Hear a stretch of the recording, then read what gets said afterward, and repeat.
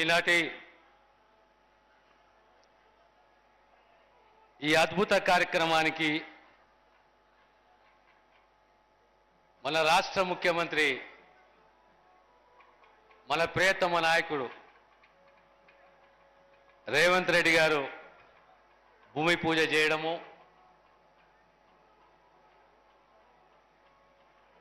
స్వామివారినే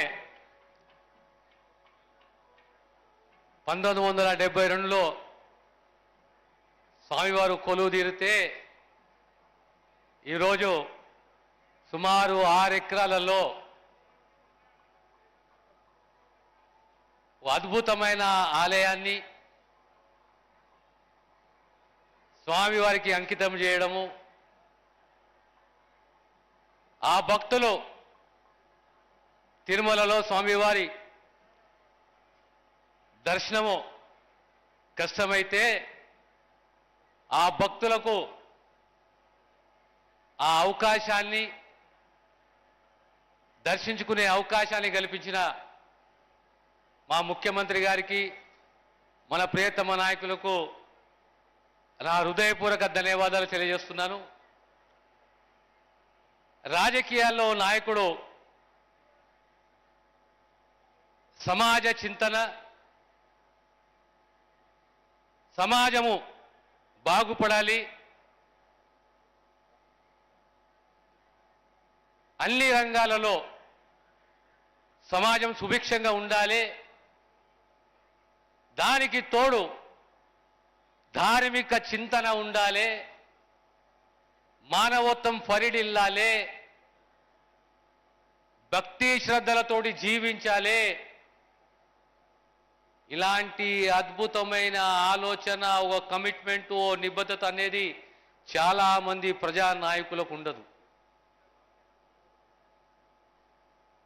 ఇది నాకు వ్యక్తిగతంగా లేదా మీకు లేదా వేదికపై ఉన్న అందరికీ మనమందరం అదృష్టవంతులం. ఇలాంటి సువర్ణమైన అవకాశం మనకు రావడము, ఈ శిలాశాసనాలలో పూజల్లో మేము పాల్గొనడము నేను వ్యక్తిగతంగా అదృష్టవంతునిగా భావిస్తాను.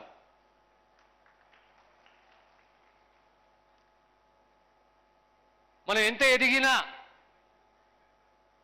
ఎంత ప్రశంస పొందినా ఆ కమిట్మెంటు, ఆ నిబద్ధత, ఆ చింతన అనేది ఉండాలి. అప్పుడే ఆ నాయకుల్లో పరిపూర్ణత వస్తుంది. అలాంటి నాయకుని మనం చూస్తున్నాం ఈరోజు రాష్ట్ర ముఖ్యమంత్రి రేవంత్ రెడ్డి గారు. ఈ ప్రభుత్వానికి మీకు స్వామివారి ఆశీస్సులు ఎల్లప్పుడూ ఉంటాయి. తెలంగాణ రాష్ట్రం, తెలంగాణ సమాజం సుభిక్షంగా ఉండాలి. ఆ చింతనతోటి, ఆ నిబద్ధతతోటి మనం ముందుకు పోవాలి మన రాష్ట్ర ముఖ్యమంత్రి నాయకత్వంలో అని చెప్పి స్వామివారిని కోరుకుంటూ నిస్సెలవులు తీసుకుంటాను.